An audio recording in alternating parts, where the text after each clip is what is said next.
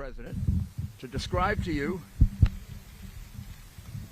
the first part of a situation that is extremely troubling, first of all for the state of Commonwealth of Pennsylvania, and then for a number of other states.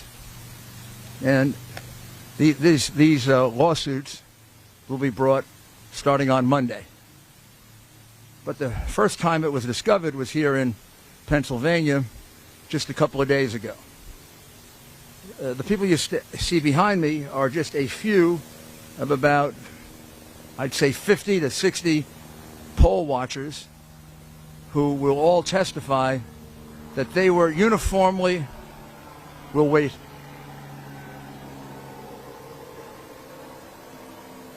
That they were uniformly deprived of their right to inspect any single part of the mail-in ballots. As you know, from the very beginning, the mail-in ballots were a source of some degree of skepticism, if not a lot of skepticism, as being innately prone to fraud. The New York Times had written that 10 years ago under other circumstances, but of course changed their mind once it was a situation involving President Trump.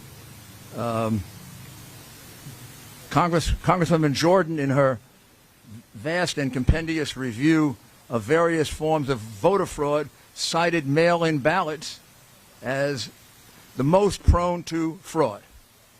With all that, you would have expected there'd be a high degree of security and a high degree of inspection that would be provided for mail-in ballots. Instead, in the wisdom of the officials, Democrat officials here in a city that's been Democrat for 60 years and has a very long history of voter fraud, documented history of voter fraud, instead of going to a high degree of care to allow inspections of the mail-in ballots, there was no inspection of a single mail-in ballot. Those mail-in ballots could have been for anybody.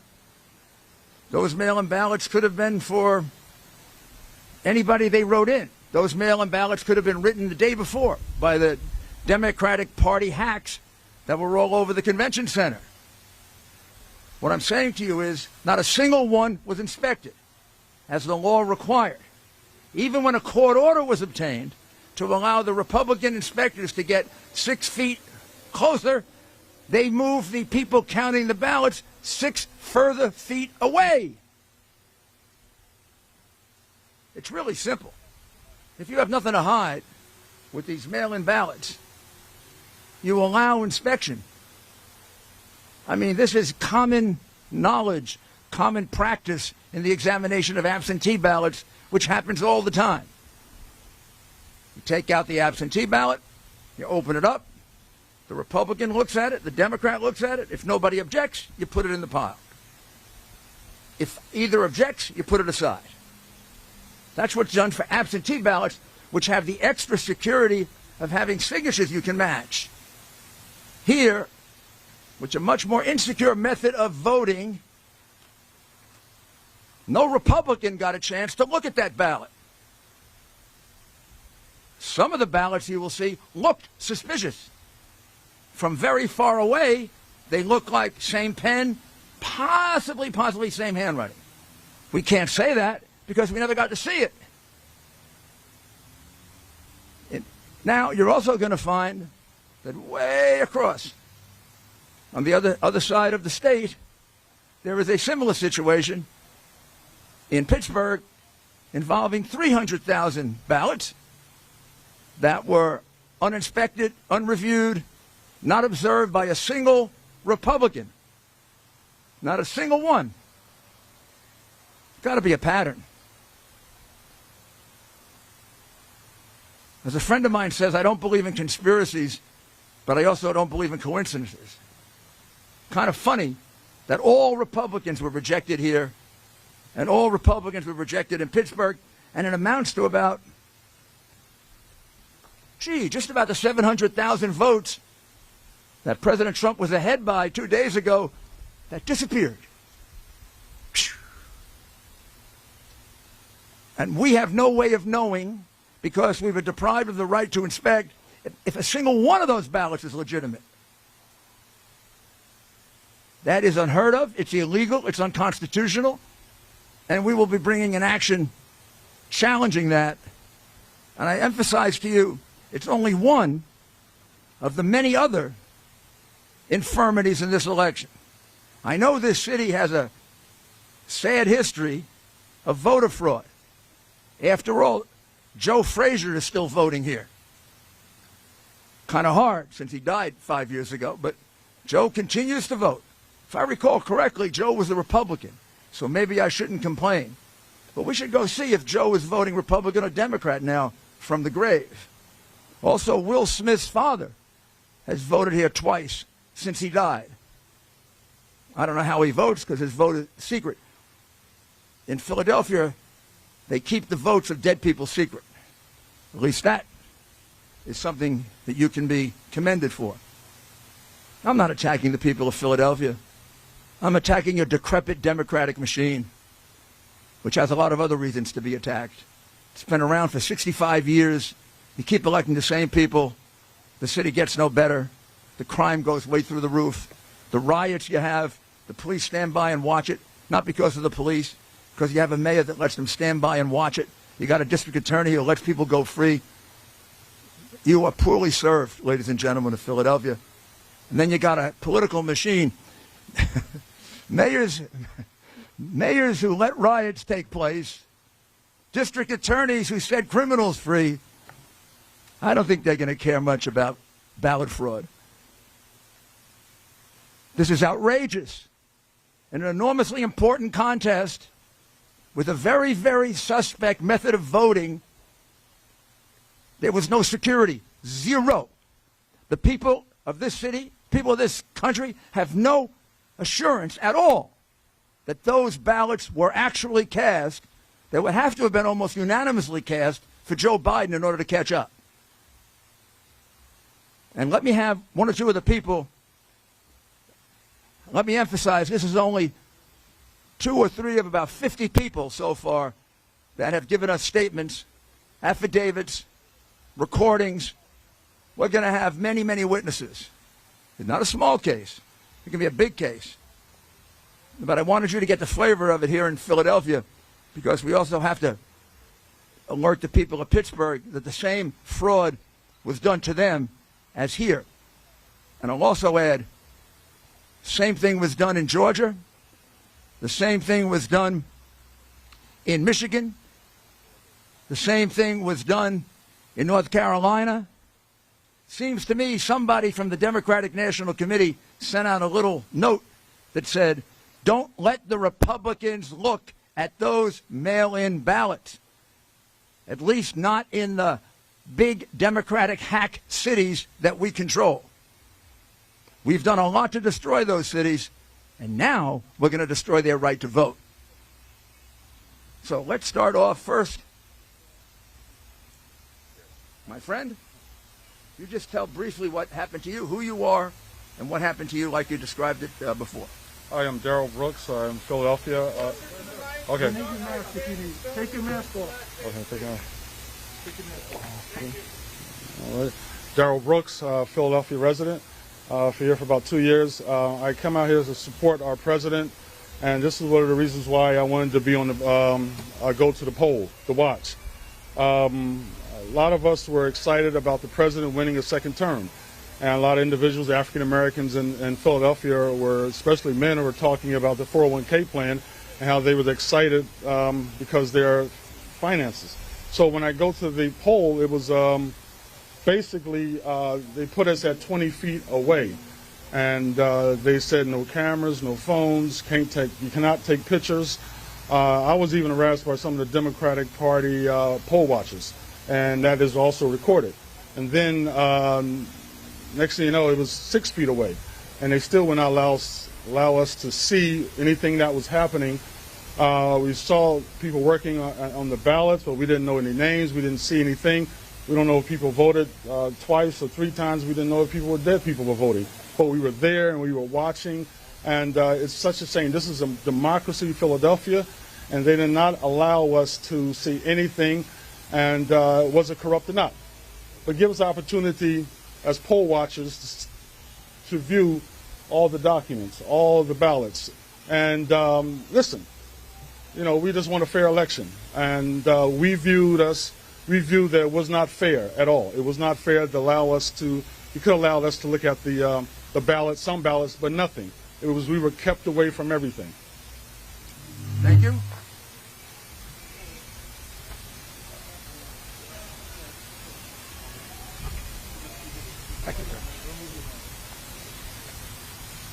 Hello, I'm Matt Silver. I went for 16 hours straight poll watching.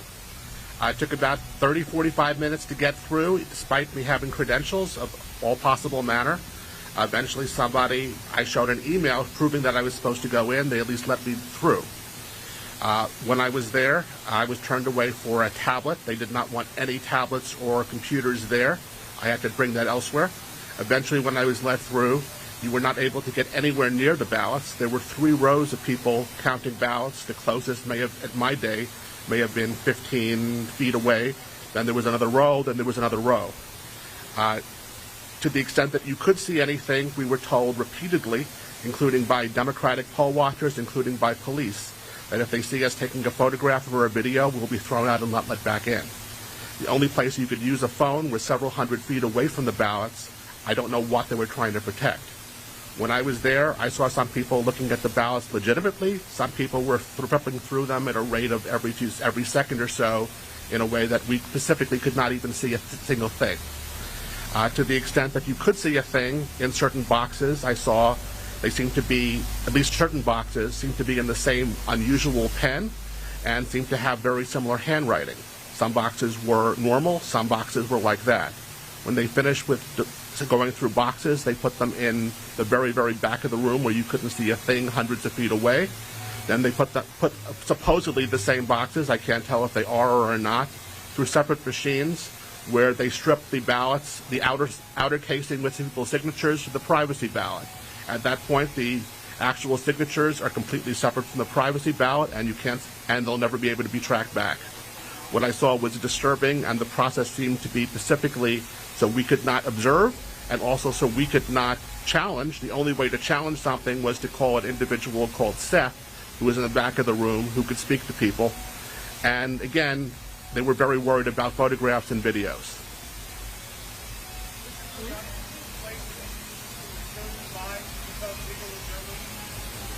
How were you chosen?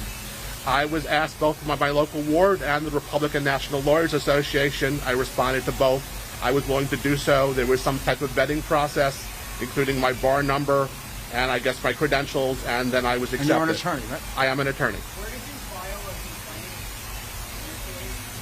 When you saw this behavior happen, what did you do? I asked the individuals in the group who were the most senior, and again, We'll take questions later. When you moved 6 feet closer, as far as you knew, was that based on a court order? I assume it was a court order. In no case was I closer than 15 feet to anyone counting. Did they move 6 feet further away? The closest row for me was 15, 20 feet away. Then there was another row 15, 20 feet beyond that counting, then another 15, 20 beyond that. The only thing I could see at all was the row closest to me. Okay. And again, how were you selected? Selected by the Philadelphia Republican Party. And credentialed by them? Yes. Okay. Thank you. And we'll have one. Lizette, would you speak to the other group that were not allowed access, which is another category? Would you mind? Not at all, thank you. See if I can get this down a little. I'll stand on my toes. Want me to hold you up? Good morning, thanks for being here. I'm Lisette Tarragano. I'm a longtime resident of Philadelphia. T as in Thomas, A-R-R-A-G-A-N-O. You're welcome. I am a longtime resident of Philadelphia, although not native. And quite frankly, I've always been about, I'm a retired attorney, and I got really, really hepped up about watching voter freedom, freedom of speech, and being able to say the words Donald Trump without getting pushed in a corner. And when I really got excited about being asked to observe ballots was when I felt that my way of life is being put in jeopardy. The American way of life, being put down for things I say, who I like, and it's not fair. I'm the child and granddaughter of both Holocaust victims and survivors, and I'm the daughter of a World War II veteran and who fought for and or ran away from horrible, horrible times where people are repressed and sent away. And what I noticed when I was brought in to be a poll watcher, I was never brought in, actually. I never got past the first identification stage. They kept saying that mine, as well as 5 or 6 other Republicans, their names hadn't been entered into the system. And after the first time it happened, the second time it happened, I had no second thoughts about it being a problem, more that somebody failed to finger us into the computer system. But after a while, what I witnessed, and I said to Mr. Giuliani before, in a morbid curiosity, staring at, I felt insidious fraud going on. I felt that we were kept away from doing our civil duty. That was everybody on both parties should be upset about. This is horrible. We're being restricted. We're being restrained. And I see this nothing as the insidious nature of the Philadelphia and Pennsylvania governments who are keeping us away from doing what we were meant to do. Thank you. Thank you. Was that the other 1, 2, 3? Are here with me today. The other 3 here are also poll watchers who were deprived of their opportunity to even go into the room. I could have brought, I'm getting a list now to count them, I could have brought about 50 with me, but I didn't do it for 2 reasons. 50 is too many. Number 2, they're afraid. They're afraid of being publicly identified. They're willing to testify in court.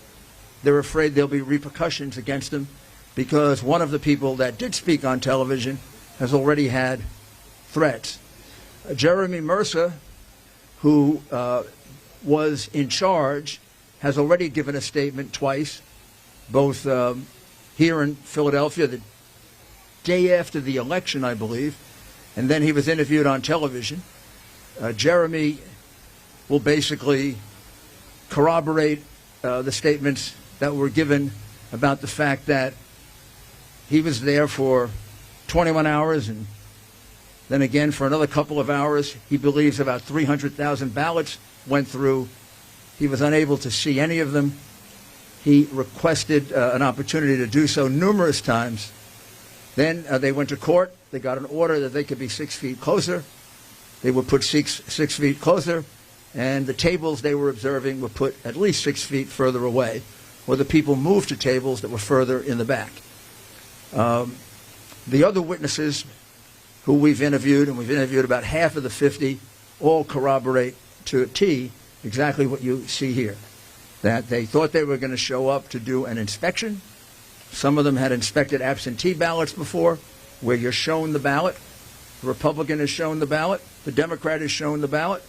Neither objects, you put it in. If either objects, you put it aside for discussion later. Nothing like that happened here at all. This is a gross miscarriage of the process that would assure that these ballots are not fraudulent. It's a fraud, an absolute fraud. I mean, you can't just submit these ballots and not have them checked. They're highly suspect ballots, mail-in ballots. It's also highly suspect because it's almost mathematically impossible, several people have already testified, to close the lead that Biden closed. When things closed on Tuesday night, President Trump was ahead by almost 800,000 votes.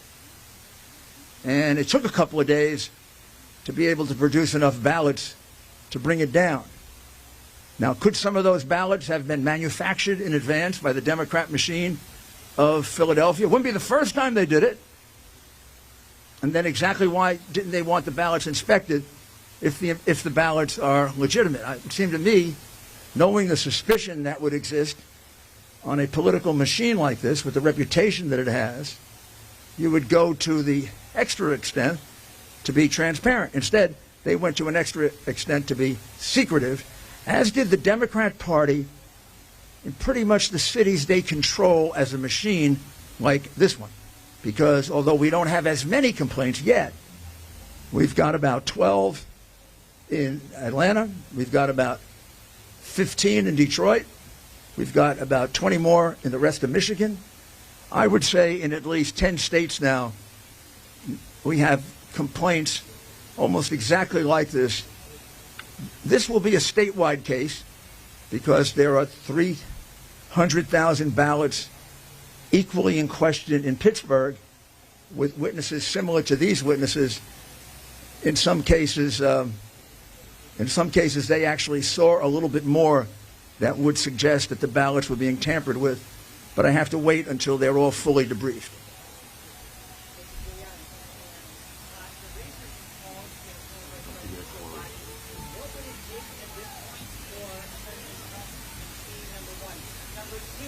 Ready?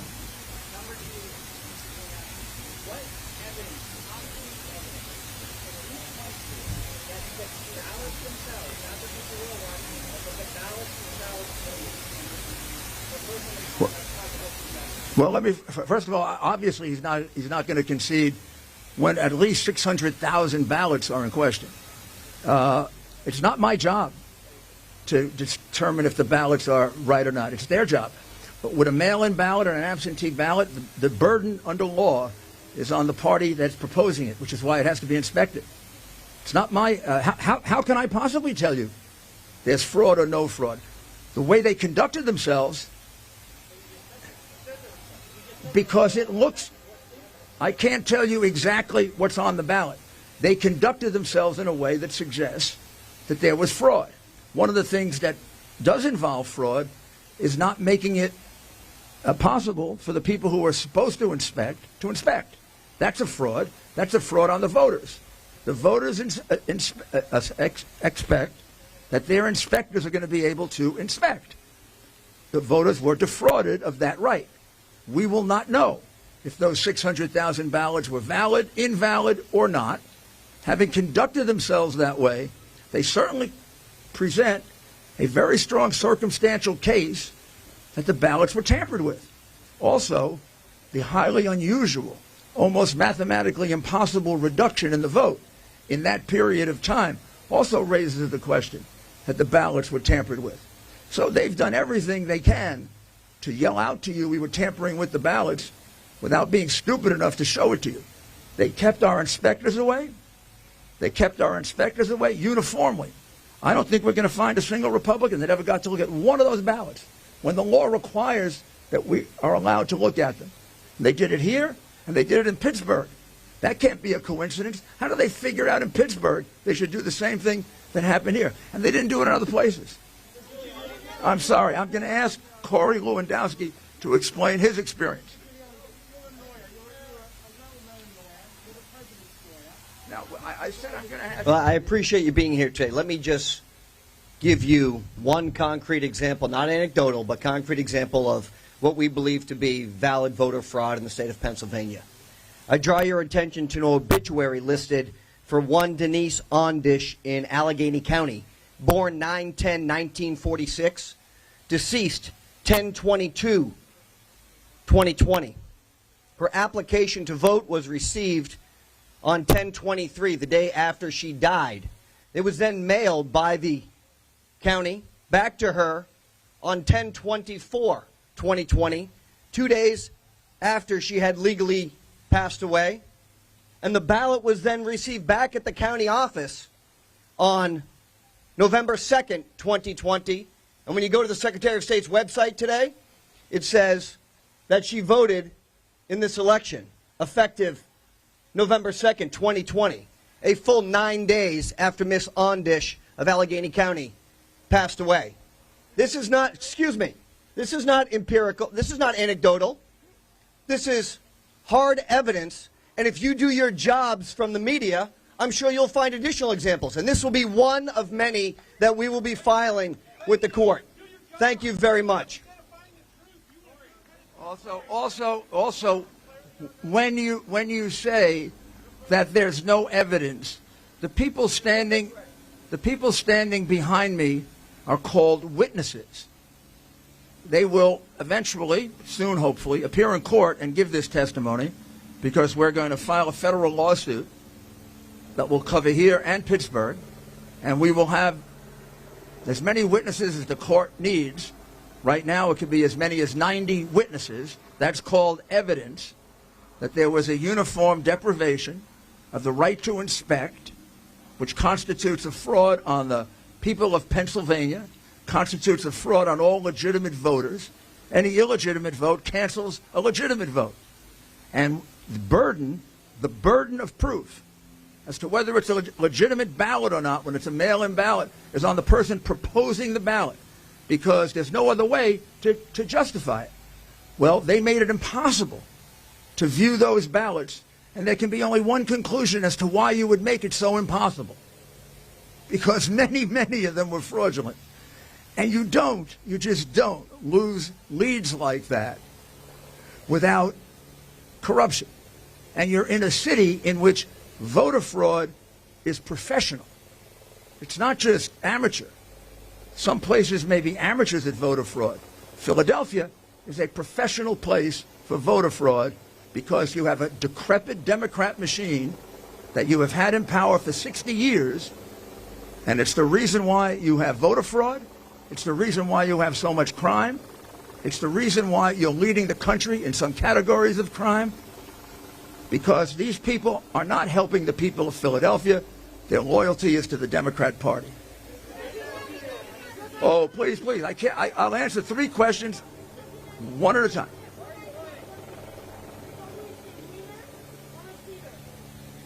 I'm sorry, I didn't understand that. Wiener?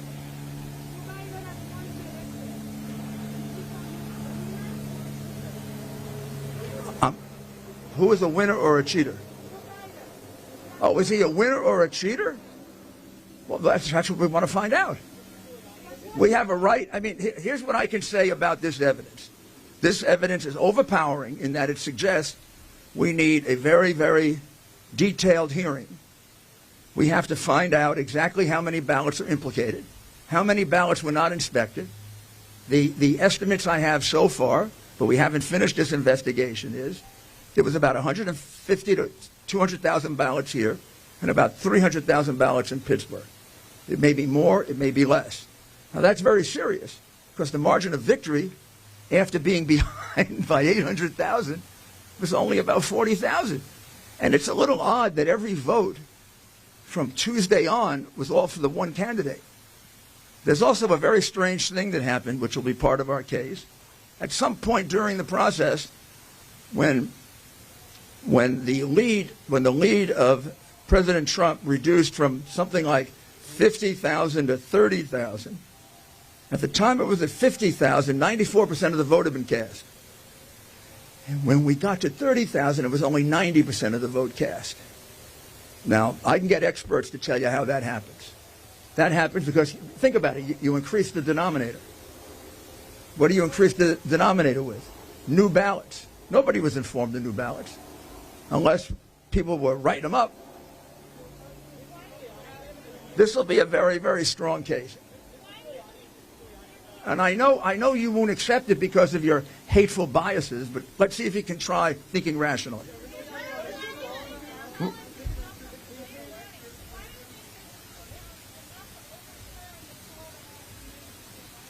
The poll? Because they don't decide the election. The call for Joe Biden is it? Who was it called by? Oh my goodness, all the networks. Wow. All the networks. We have to forget about the law. Judges don't count. All the networks thought Biden was going to win by 10%. Gee, what happened? Come on, don't be ridiculous. Networks don't get to decide elections. Courts do.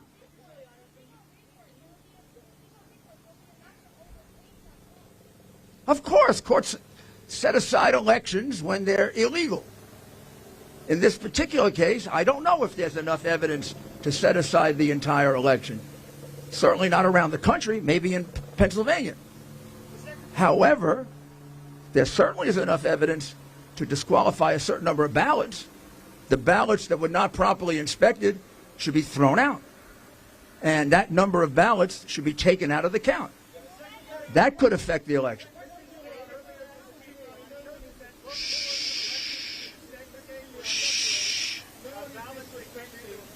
I can't hear two people at once. I'm sorry. Segregated ballots that came in that were postmarked on Tuesday would arrive at the Board of Elections office on Wednesday, Thursday. That's a whole new issue. That's a whole new issue that we're just developing. Seems to be a significant number of ballots, and there seems to be a significant number of, I shouldn't say significant, there seem to be 3 or 4 very credible witnesses that there was backdating going on, and there are direct witnesses for that. But I'm sure you'll call that not evidence. Not you, the general mob.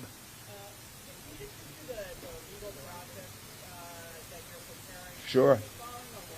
Yes. Yes. Can you walk us through, that process for any, sort of layman who Sure. Simple. expected to go to the Supreme Court? I'll let you take it from there. Thank you, sir. I can be a law professor. The case that we would file, many cases are going to be filed, some big, some small. This is going to be eventually a big case because it will go beyond Pennsylvania. But right now, the case is a civil rights case. It'll be filed in federal court. I'm sorry. It'll be filed in federal court. You could file it here or Pittsburgh. That'll be the choice of our lawyer who's looking at it now. Since there seem to be more cases in Pittsburgh than here right now, I would guess it would be filed in Pittsburgh, but it would affect both jurisdictions. And what the case alleges is very simply that President Trump's campaign was denied its right to a fair count, which is a deprivation of civil rights. And if that's the case, the court has a wide range of what are called equitable remedies. Equitable remedies could include depriving that jurisdiction of a certain number of votes, equal to the number of votes that are proved to be not inspected properly. It could be to set aside an election, but that could be one of the things we ask for, but I think that if you set aside the votes, you would probably remedy the wrong that was done here.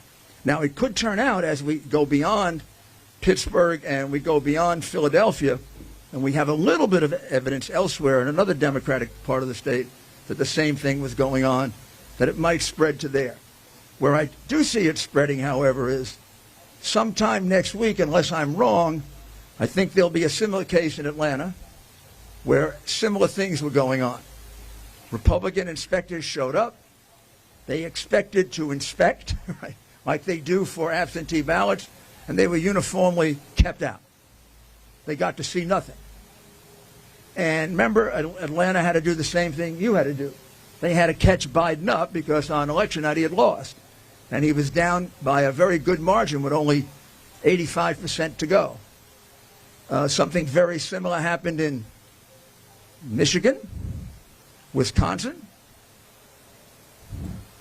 can't say Arizona, but in almost every state where President Trump had a lead going into the end of election night, some of the leads looking almost mathematically impossible to undo with the 5%, 10%, 20% of the vote.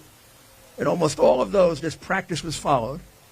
And I'm right now trying to find, did we get to see any ballots that we used for that purpose? If that's the case, then we have a massive nationwide lawsuit.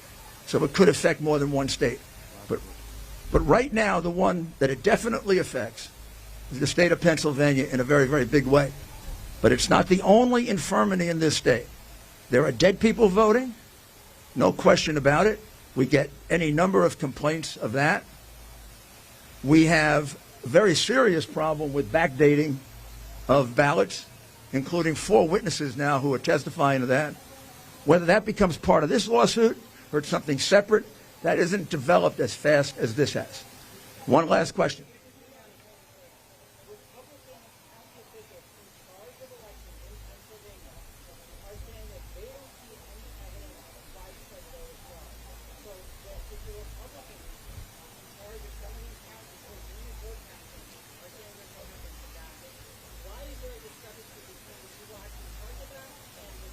Well, that's like comparing apples and oranges, isn't it? They're not in charge of Philadelphia. I'm glad they didn't see widespread fraud. That was in Republican counties. I don't think there was fraud in Republican counties.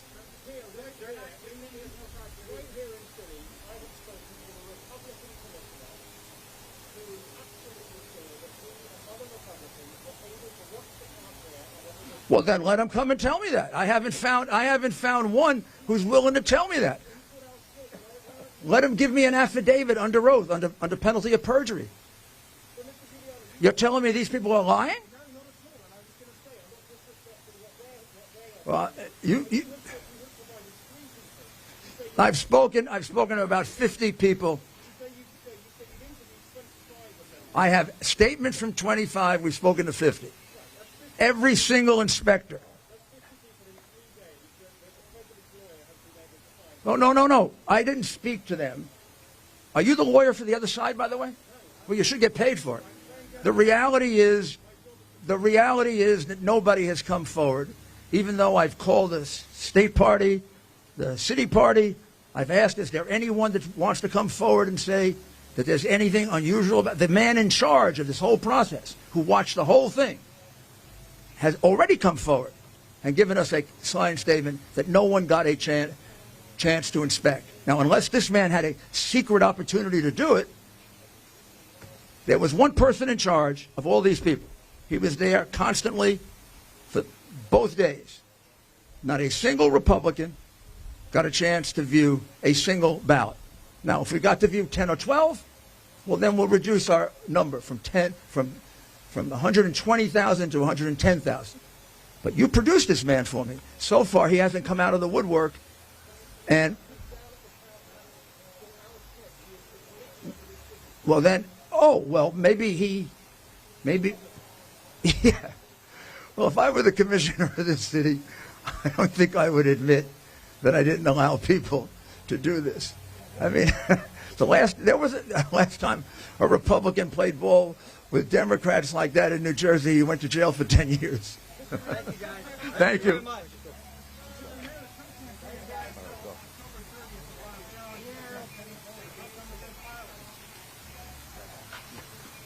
We were not allowed in to watch, period.